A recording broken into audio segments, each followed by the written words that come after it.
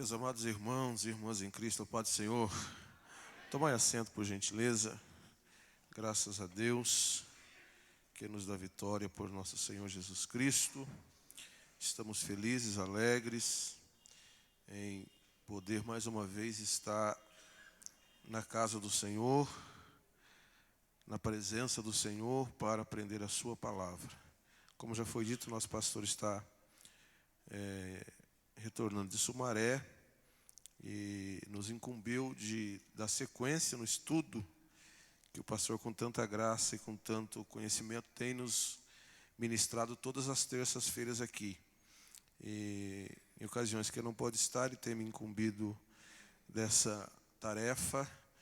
E o calibre é menor, né, irmãos? Mas Deus vai nos dando graça e nós vamos aprendendo uns com os outros, em nome de Jesus. Você trouxe a Bíblia? Amém? Apocalipse, capítulo 11. Semana passada, nós também tivemos a oportunidade de ministrar no capítulo 10 sobre o livrinho, né? E hoje vamos continuar no capítulo de número 11 do livro das Revelações. Glória a Deus. Vamos ler todo o capítulo 11, do verso 1 ao verso 19. Eu estou com a versão aqui anotada, mas vamos lá. Foi-me dado um caniço semelhante a uma vara, e também me foi dito: dispõe-te e mede o santuário de Deus, o seu altar e os que nele adoram. Mas deixa de parte o ato exterior do santuário e não o meças, porque foi-lhe dado aos gentios. Estes, por 42 meses, calcarão aos pés a cidade santa. Darei às minhas duas testemunhas que profetizem por 1260 dias, vestidas de pano de saco. São estas duas oliveiras e os dois candeeiros que se acham em pé diante do Senhor de toda a terra. Se alguém pretender causar-lhes dano, sai fogo das suas bocas e devora os inimigos. Sim, se alguém pretender causar-lhes dano, certamente deve morrer. Elas têm autoridade para fechar o céu, para que não chova durante os dias em que profetizarem. Tem autoridade também sobre as águas para convertê-las em sangue, bem como para ferir a terra com toda sorte de flagelos, tantas vezes quantas quiserem. Quando tiverem então concluído o testemunho que devem dar, a besta que surge do abismo pelejará contra elas e as vencerá e matará. E os seus cadáveres ficarão estirados na praça da grande cidade, que espiritualmente se chama Sodoma e Egito, onde também o seu Senhor foi crucificado. Então, muito dentre os povos, as tribos, as línguas e as nações, contemplam os cadáveres das duas testemunhas por 3 dias e meio e não permitem que esses cadáveres sejam sepultados. Os que habitam sobre a terra se alegram por causa deles, realizarão festas e enviarão presentes uns aos outros, porquanto esses dois profetas atormentaram aos que moram sobre a terra. Mas depois de 3 dias e meio, um espírito de vida vindo da parte de Deus neles penetrou, e eles se ergueram sobre os seus pés, e àqueles que os viram sobreveio grande temor. E as duas testemunhas ouviram grande voz vinda do céu e dizendo-lhes: subi para aqui. E subiram ao céu na nuvem, e os seus inimigos as contemplaram. Naquela hora houve grande terremoto, e ruiu a 10ª parte da cidade. E morreram nesse terremoto 7.000 pessoas, ao passo que as outras ficaram sobremodo aterrorizadas e deram glória ao Deus do céu. Passou o segundo ai. Eis que sem demora vem o terceiro ai. Verso 15. O 7º anjo tocou a trombeta, e houve no céu grandes vozes dizendo: o reino do mundo se tornou de nosso Senhor e do seu Cristo, e ele reinará pelos séculos dos séculos. E os 24 anciões que se encontram sentados nos seus tronos diante de Deus, prostraram-se sobre os seus rostos e adoraram a Deus, dizendo: graças te damos, Senhor Deus Todo-Poderoso, que és e que eras, porque assumiste o teu grande poder e passastes a reinar. Na verdade, as nações se enfureceram. Chegou, porém, a tua ira e o tempo determinado para serem julgados os mortos, para se dar o galardão aos teus servos, os profetas, aos santos e aos que temem o teu nome, assim aos pequenos como aos grandes, e para destruírem os que destroem a terra.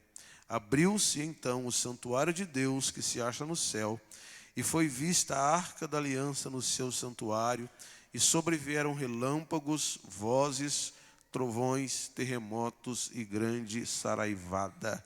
Quantos podem dizer amém pela sua palavra? Glória a Deus.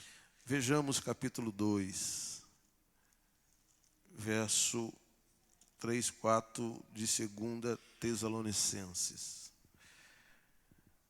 Paulo está falando acerca da vinda do homem da iniquidade.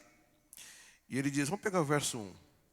Irmãos, no que diz respeito à vinda de nosso Senhor Jesus Cristo e à nossa reunião com Ele, nós vos exortamos a que não demovais da vossa mente com facilidade, nem vos perturbeis, quer por espírito, quer por palavra, quer por epístola, como se procedesse de nós, supondo que se tenha chegado o dia do Senhor. Ninguém de modo nenhum vos engane, porque isto não acontecerá sem que primeiro venha a apostasia. Olha o verso, a partir da parte B do verso 3.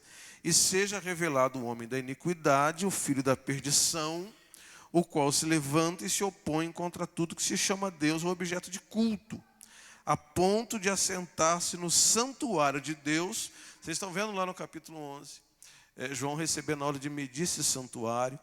Então o templo hoje em Israel, em Jerusalém, que só está apenas um muro, né, que os judeus oram nesse muro de lamentações, e colocam ali orações nos vãozinhos do muro. O templo vai ser reconstruído. Ezequiel 40, ele tem essa visão, e também Ezequiel 40, ele pelo Espírito é levado para fazer uma medição desse templo.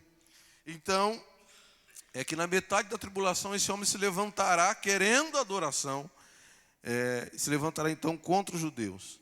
Então veja que Deus está dizendo para João, mede o santuário, o seu altar e os que nele adoram. É interessante, mas deixa eu abrir um parênteses aqui também, porque às vezes nós nos esquecemos um pouco das obras que Deus faz. A gente às vezes esquece que Deus pesa a gente na balança, né? Foi dito a Beltesazar, pesado fostes na balança e foste achado em falta. E a gente esquece que Deus também tem vara de medir. Ele está dizendo para João, mede o santuário, tira a medição do altar, e mede também o louvor, aqueles que nele adoram. Imagina Deus medindo o nosso louvor hoje, irmãos? Você está cantando para mostrar sua voz ou para adorar a Deus? Você está cantando e os teus hinos falam mais de anjos ou de nosso Senhor Jesus Cristo? Porque os hinos, a mensagem cantada, a mensagem pregada, ela deve ser cristocêntrica. Cristo é o centro de todas as coisas. Então, quando se mede o louvor hoje, imagina Deus medindo o louvor. Está faltando comprimento, altura, largura, profundidade, porque os hinos que nós estamos ouvindo é mais adoração a anjo que a Jesus. Os hinos que nós estamos ouvindo agridem os nossos ouvidos espirituais, podemos dizer assim. Então, só abrir um parênteses para dar voltar-nos a atenção para isso. Para não nos esquecermos que Deus tem balança para nos pesar e tem vara para nos medir. E quando Ele mede o santuário, Ele começa pelo altar e depois pelos adoradores. Então, cuidado, porque Ele mede. Pois bem, deixa o átrio, o santuário exterior, porque é dos gentios. O templo dos gentios. Lucas fala do templo dos gentios. Então tem um ato dos gentios, você não vai medir, tá? Porque há um tempo de 3 anos e meio para eles pisarem na cidade santa. Tá? E a partir do verso 3, o Senhor vai falar acerca das 2 testemunhas. Na última terça-feira dei apenas um toque, mas veja o verso 3. Darei as minhas 2 testemunhas que profetizem por 1260 dias, 3 anos e meio, vestidas de pano de saco. Veja, irmãos, a profundidade do amor de Deus. Mesmo nesta fase de tribulação, Deus está, através dessas testemunhas, que estão profetizando, para ainda assim ver se os homens, se os povos, as tribos, as línguas e as nações, alguém ainda se volta em arrependimento. Mesmo nos últimos 3 anos e meio, Deus está ainda preocupado em buscar a alma perdida. Então essas testemunhas, vestidas de pano de saco, que representam a humildade, elas estão testemunhando e vão fazer isso por 3 anos e meio. O verso 4 diz que são as 2 oliveiras, há uma referência dessas 2 oliveiras no livro profético do profeta Zacarias. E os 2 candeeiros que se acham em pé diante do Senhor de toda a terra. Diz que se alguém pretender causar dano a essas testemunhas, a esses 2 porta-vozes do Senhor, sai fogo de suas bocas, que devore os inimigos, se alguém pretender causar danos a elas. O texto no verso 6 diz que essas 2 testemunhas que Deus está levantando nesses últimos 3 anos e meio, elas têm autoridade para fechar o céu para que não chova durante esses 3 anos e meio que eles estão profetizando. E também para converter água em sangue e ferir a terra com flagelo. E quando se fala dessas 2 testemunhas, irmãos, um leque de interpretações. Alguém que entende que essas 2 testemunhas, pelas obras que estão fazendo aqui, saindo fogo de suas bocas, tendo autoridade para fechar o céu para que não chova, como fez Elias no dia do seu ministério, para converter água em sangue, foi uma obra que Moisés fez no dia do seu ministério, usado por Deus. É uma linha que entende que essas 2 testemunhas são Moisés e Elias. Outros entendem que essas 2 testemunhas se referem a Enoque, que foi tomado por Deus sem ver a morte, e também Elias. Um outro pensamento teológico entende que essas 2 testemunhas se referem à lei e os profetas. Outros entendem que essas 2 testemunhas se referem a Israel e à igreja. Então, perceba que o livro de Apocalipse, os estudiosos, eles têm não poucas divergências acerca de algumas interpretações. E, pastor Hélio, quem são essas 2 testemunhas? As 2 testemunhas, irmãos, são as 2 testemunhas. São 2 testemunhas que Deus levantou. A eternidade vai nos revelar. Nós falamos aqui na última terça-feira, acerca do capítulo 10, que João ia escrever algo e Deus, que ele estava vendo, disse, não escreva nada. Então, eu até citei Deuteronômio, capítulo 29. As coisas reveladas pertencem a nós e aos nossos filhos. Os pais devem passar para os filhos o ensino da palavra de Deus. Mas as coisas ocultas pertencem a Deus. A Bíblia está dizendo que essas testemunhas têm autoridade dada por Deus. E nós até encerramos na última terça-feira falando, clamando a Deus para que Deus levante nesse último tempo homens e mulheres com autoridade. Eu até fiz referência a Elias aqui, e alguém diz, poxa, eu tenho a mesma autoridade que teve Elias. Elias, diz a Bíblia, era homem semelhante a nós. Era igualzinho a mim, igualzinho a você, sujeito às mesmas fraquezas, mas se colocou na presença de Deus, se colocou na brecha e Deus o usou. Glória a Deus. E Deus também quer te usar, irmão, de uma maneira especial. Deus também tem autoridade para dar para você, irmã, para você, irmão. Então essas testemunhas que estão profetizando nesse último tempo, têm autoridade inclusive para ferir com toda a sorte de flagelos a terra tantas vezes quanto quiserem.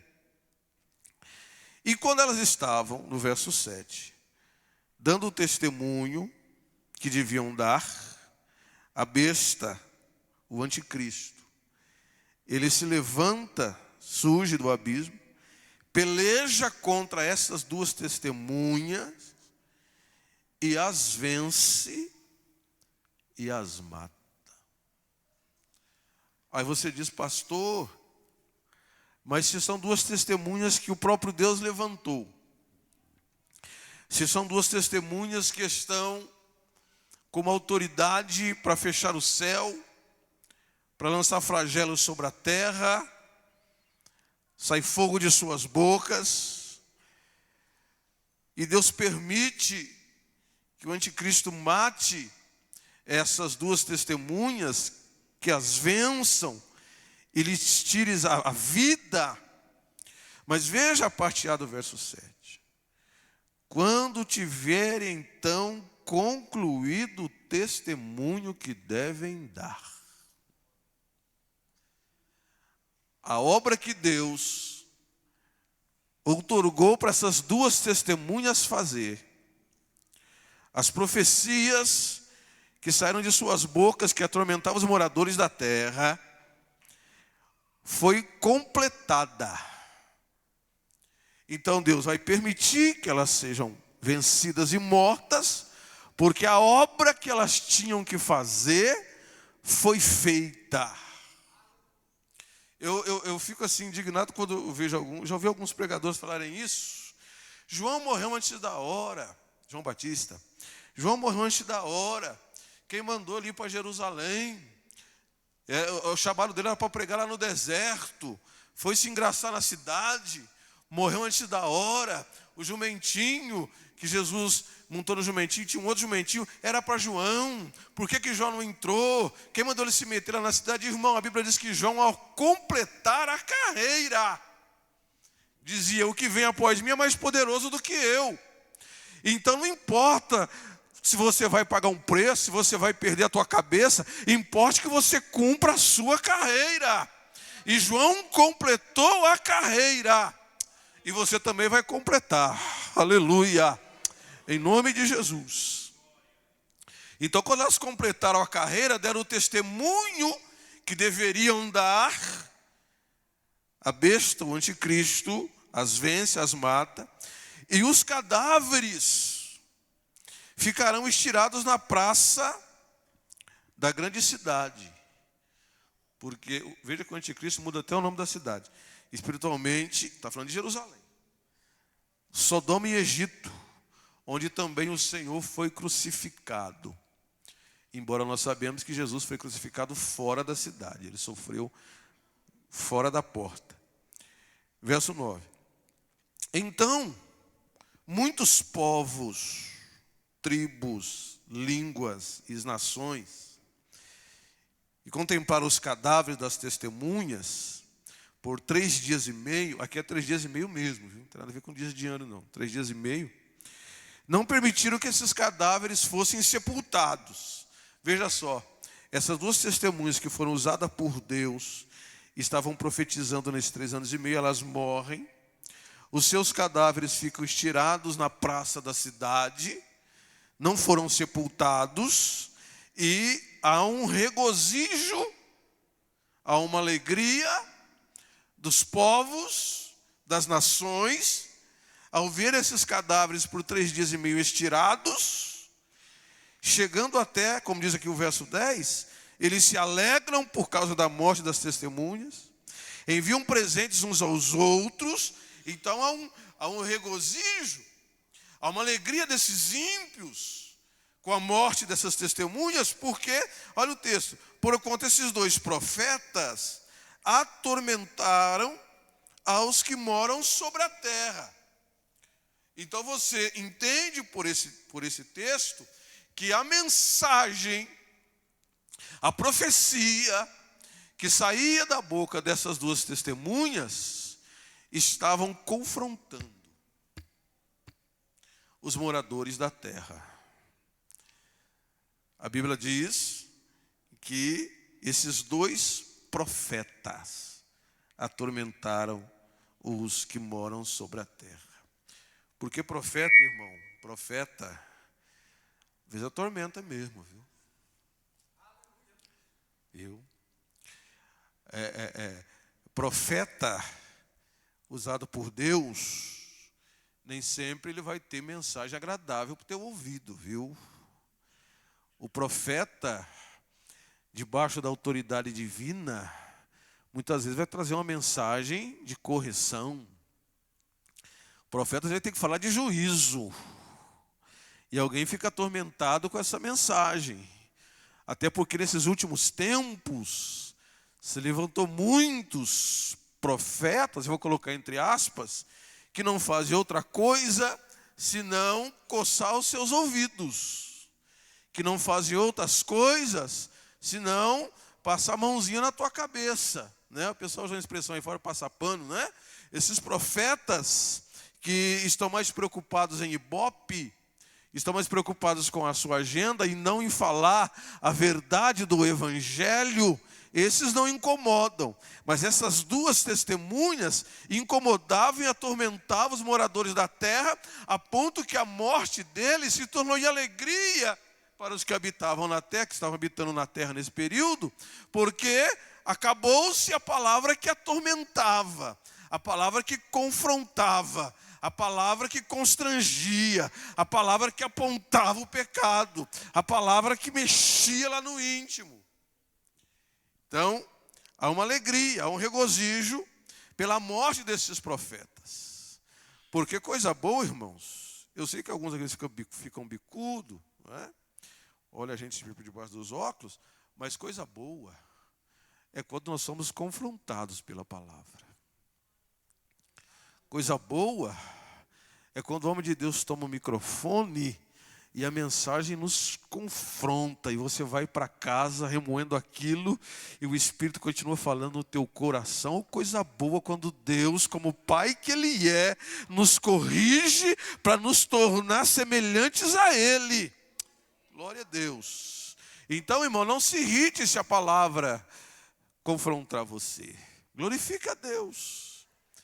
Não fique bicudinho se a palavra confrontar você. Se o profeta, através da mensagem divina, está te confrontando, não se sinta atormentado. Glorifique a Deus, que é o Pai corrigindo o filho. E se estás sem correções, já não é filho, é bastardo. Mas você é filho. Então aceita a correção profética. Verso 11. Mas depois desses 3 dias e meio, um espírito de vida, oh glória a Deus, vindo da parte de Deus, o poder da ressurreição, nelas penetrou, e eles se ergueram sobre os seus pés, e aqueles que viram sobreveio um grande medo. E as 2 testemunhas, não é o povo, não são as nações, as 2 testemunhas, houve uma grande voz vinda do céu, dizendo: subi para aqui. Aleluia. Oh, glória a Deus. Oh, glória a Deus. Nós também, de certa forma, vamos ouvir o subir para aqui. E esse dia está chegando, irmãos. Aleluia. Aleluia. O agente do arrebatamento, o Espírito Santo. Ô, irmãos, me perdoa, mas eu imagino que o Espírito Santo não está vendo a hora de reencontrar com o Pai, com o Filho, e levando a noiva ao encontro do Senhor Jesus nos ares. Aleluia. Quem tem essa esperança, irmão? Quem sente que esse dia está chegando, está se aproximando, é só um pouquinho de tempo, e aquele que há de vir virá, aleluia, e não tardará. Elas ouvem a voz: subi para aqui. Oh, glória a Deus, quando nós ouvimos essa voz. E subiram ao céu, e veja que os inimigos, veja que coisa tremenda, que elas recebem vida, e os inimigos que estavam se alegrando com os cadáveres que estavam estirados, dando presente uns aos outros, acabou o tormento, acabou a palavra que confronta, eles vê essas testemunhas recebendo vida e se erguendo sobre os seus pés. E subindo, eles contemplam ela subindo ao céu na nuvem. Semelhantemente a Jesus Cristo, quando foi assunto ao céu. Os discípulos, e eles falaram mais de 500 irmãos, ficaram contemplando. Ele subindo, subindo, subindo, subindo, até que uma nuvem o ocultou. E do mesmo modo que subiu, ele virá. Os inimigos as contemplam subindo, e houve um grande terremoto, e a 10ª parte da cidade de Jerusalém vai ruir em virtude de um terremoto mandado por Deus. E 7.000 pessoas, diz o texto bíblico, morrem neste terremoto. E as outras pessoas ficam aterrorizadas e dão glória ao Deus do céu. Glória a Deus. Veja só que elas estão profetizando por 3 anos e meio. E ninguém dá glória a Deus do céu. Eles estão atormentados com a mensagem. Mas quando vem essas testemunhas recebendo vida, quando vem essas testemunhas sendo assunto ao céu, um terremoto que ceifa 7.000 vidas, cai um temor sobre os que não morreram no terremoto. E eles vão dar glória ao Deus dos céus. Porque alguns acontecimentos, irmãos, fazem até ímpios dar glória ao Deus do céu. Se você ler com atenção o texto lá de Samuel, quando a arca foi tomada, e a mão de Deus pesou sobre as 5 cidades dos filisteus, ferindo homens, ferindo animais, que quando eles devolvem a arca e a cidade fica em bonança, os filisteus glorificaram a Deus. E filisteu da glória é difícil, né, irmão? Mas deram glória. Passou o 2º ai. Eis que sem demora vem o 3º ai. Então veja, o pastor já tem falado, esses textos aqui, esses eventos são um parênteses entre a 6ª trombeta e a 7ª trombeta. Então as testemunhas estão aqui, testemunharam, morreram, ressurgiram, subiram ao céu, houve temor sobre os povos, as nações, e a partir do verso 15, é a 7ª trombeta. Veja o texto, verso 15. O 7º anjo tocou a trombeta. E houve no céu grandes vozes dizendo: o reino do mundo se tornou de nosso Senhor e de seu Cristo, e ele reinará pelos séculos dos séculos. Aleluia, está chegando, irmãos. E os 24 anciões, velhinhos, cabeça branca, que lá no céu estão com coroas, que colocaram nos pés do Senhor, que adoram a Deus, eles se encontravam sentados nos seus tronos diante de Deus. Agora eles se prostram sobre os seus rostos e adoram a Deus, dizendo: graça te damos, Senhor Deus Todo-Poderoso, que és, que eras, porque assumiste o teu grande poder e passastes a reinar. Na verdade, as nações se enfureceram. Aleluia. Porque o salmista já falava isso. As nações se enfureceram. Os reinos se moveram. Mas ele levantou a sua voz. E a terra se derreteu. Meus irmãos, não adianta povos, tribos, línguas, nações quererem sacudir o jugo do nosso Senhor. Não adianta. Vamos no Salmo. Vamos ver um Salmo aqui mesmo. Vamos lá para o Salmo de número 2. Salmo profético. Salmo de cunho escatológico também. Glória a Deus. Salmo de número 2. Veja só. Por que se enfurece os gentios, as nações? E os povos imaginam coisas vãs. Os reis da terra se levantam. Os príncipes conspiram contra o Senhor e contra o seu ungido. Isso não era novidade nos dias de Davi, embora o Salmo escatológico. Isso não tem sido novidade nos dias de hoje, né? Inclusive no Brasil, viu, irmãos?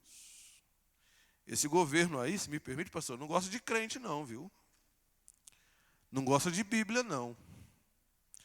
E me admirou que alguns pastores apoiaram esse filho de Belial. E perdoa a expressão, mas é filho de Belial. Se pudesse, acabava com a igreja, viu? Se pudesse, proibir a Bíblia Sagrada. Me perdoa, pastor, me permite aqui. E eu sei que alguns crentes fizeram lá, viu, irmão? Você precisa ter mais Bíblia. Porque não gosta de crente, não gosta de Bíblia, não gosta de Cristo, viu? Só você, tá? Pois bem. Os príncipes conspiram contra o Senhor e contra o seu ungido, dizendo: rompamos os seus laços, sacudamos de nós as suas algemas. Nós não queremos ficar ouvindo essa palavra. Esse negócio de igreja no Brasil crescer, quase 50% da população se dizer evangélica. Vamos sacudir esses laços, essas algemas. Não vamos ficar submetidos ao poder desse Deus dos crentes, dos evangélicos. Vamos romper os laços. E sabe o que Deus faz lá no seu trono? Você acha que Deus é um ser cara fechado? Não, Deus está rindo aqui, ó. Ri-se aquele que habita nos céus. O Senhor zomba deles. Aleluia. Glória a Deus.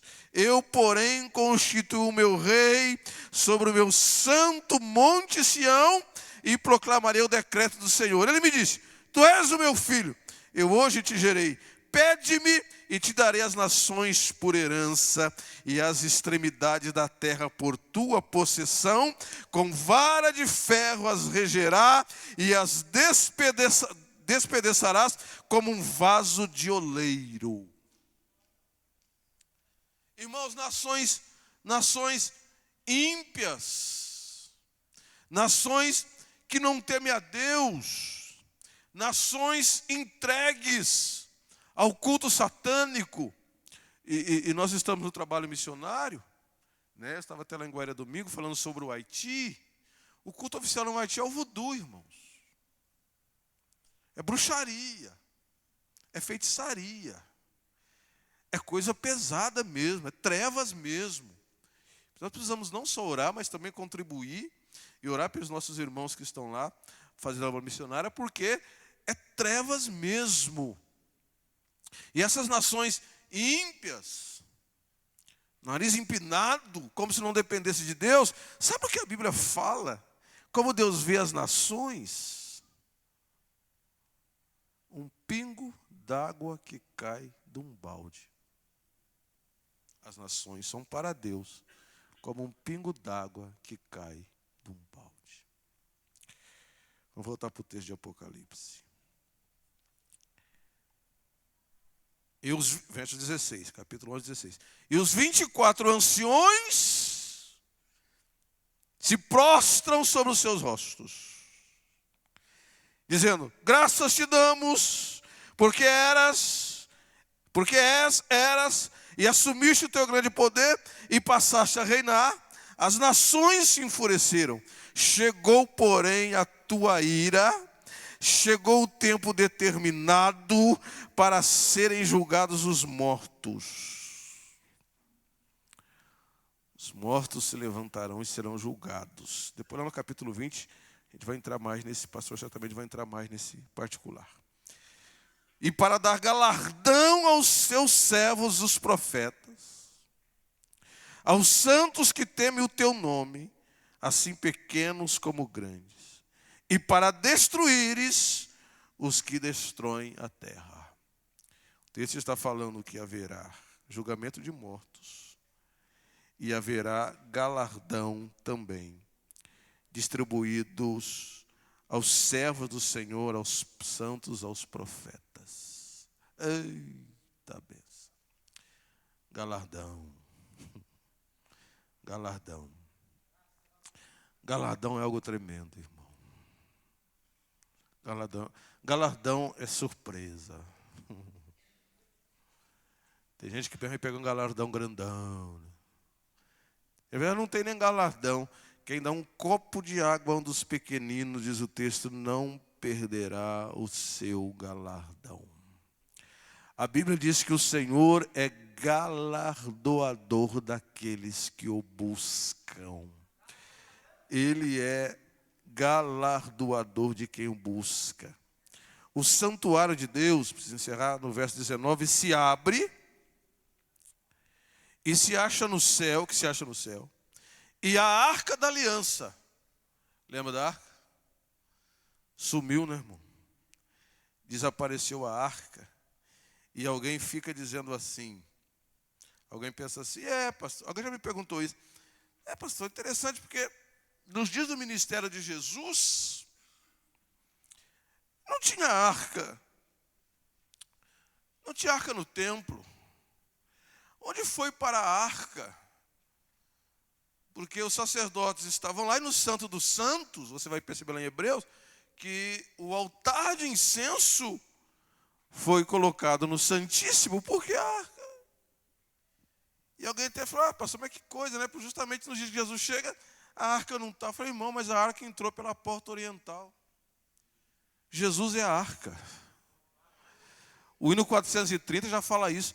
É Jesus a minha arca. Jesus é a arca. A arca não é a presença de Deus, não é o símbolo maior da presença de Deus, é Jesus e a arca. Então, se a arca estivesse lá nos dias do ministério de Jesus, seriam duas arcas, não pode ter duas arcas, a arca é uma só. Agora ela aparece no santuário de Deus, porque o santuário que Moisés, foi ordenado Moisés fazer segundo o modelo era celestial.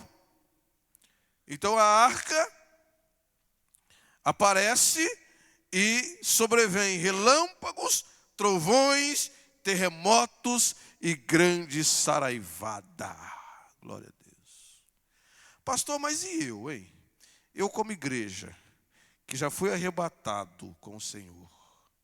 Eu como igreja, o que eu estou fazendo exatamente nesse período aqui? Irmãos, não perca esse fio. Não perca esse fio. Pela seguinte situação. Quando nós fomos arrebatados a encontrar com o Senhor nos ares, se dará um casamento, irmãos. E nós estamos aqui no mês do casamento, no mês de maio, mês das noivas, né? O pessoal gosta de casar em maio, né? Se dará um casamento. E o casamento na cultura judaica, você vai ver lá em Juízes, o tempo eram 7 dias. 7 dias. Que para nós aqui serão dias de anos, 7 anos. Enquanto a terra, os ímpios, estão sofrendo os flagelos das trombetas, das taças da ira derramadas sobre a terra, a igreja está nas bodas. Nós estamos em festa. Nós estamos na câmara com o nosso amado. Levou-me à sala do banquete, o estandarte dele sobre mim é o amor, disse a sunamita. Então nós estaremos em festa de casamento. O noivo, que é Jesus Cristo, que por enquanto está lavando a igreja, a sua noiva, purificando a sua noiva pela lavagem com água, pela palavra. Ela vai estar pronta, preparada, ele mesmo vai vestir ela de linho puro, finíssimo, para a grande festa. Pastor, mas na terra o povo vai estar quebrando flagelos, trombetas, taças de ira, e nós, festa. Aleluia. Aleluia, aleluia. É por isso, irmão, vai passando por esse caminho estreito que você está passando. Vai pagando preço, porque o caminho é estreito mesmo. Mas você vai dizer, valeu a pena. Valeu a pena. Glória a Deus. Quem tem essa esperança, irmão? Quando angelical trombeta neste mundo estrugir, o meu nome ouvirei Jesus chamar, pois eu creio na promessa e que Deus a vai cumprir. Quando Cristo o meu nome proclamar. Glória, glória, aleluia. O meu nome ouvirei Jesus chamar. Glória, glória, aleluia. Eu espero ouvir Jesus a me chamar. Oh, que música suave há de ser para mim ouvir. O meu nome, Jesus Cristo, anunciar. Oh, que gozo vai minha alma lá nos altos céus fruir. Quando Cristo o meu nome proclamar. Glória, glória, aleluia. O meu nome ouvirei Jesus chamar. Glória, glória, aleluia. Eu espero ouvir Jesus a me chamar. Quando o céu for enrolado e o sol não der mais luz, o meu nome ouvirei Jesus chamar. Passarão a terra e o mar, mas permanecerá Jesus. Que meu nome vai na glória pronunciar. Glória, glória, aleluia. O meu nome ouvirei Jesus chamar. Glória, glória, aleluia. Eu espero ouvir Jesus a me chamar. Glória a Deus. Nós estávamos cantando aqui, o Adalberto fez. E é assim mesmo, é glória de quem tem certeza.